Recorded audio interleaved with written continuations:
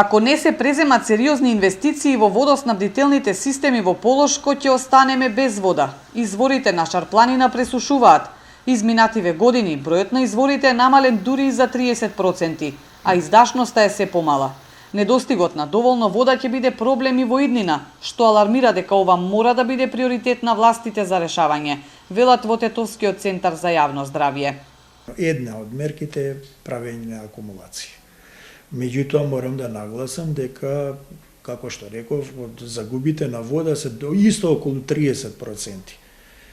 Од што е тоа? Тоа е од дотраеност на водоснабдителните системи, така да тоа се капитални инвестиции, а во ера на сега предизборие на локални избори, па нека размислуваат идните кандидати што им е потребно на населението. Секако дека од здрава и безбедна вода и во доволно количини е приоритет.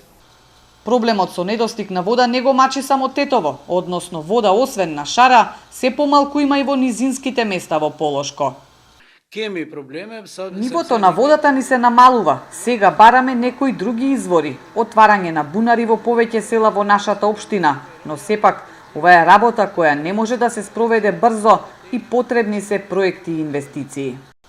Во Полошкиот регион речиси сите општини се соочуваат со проблеми во водоснабдувањето. Некои села, освен што немаат доволно вода, и таа малку што ја добиваат, често е забранета за пиење.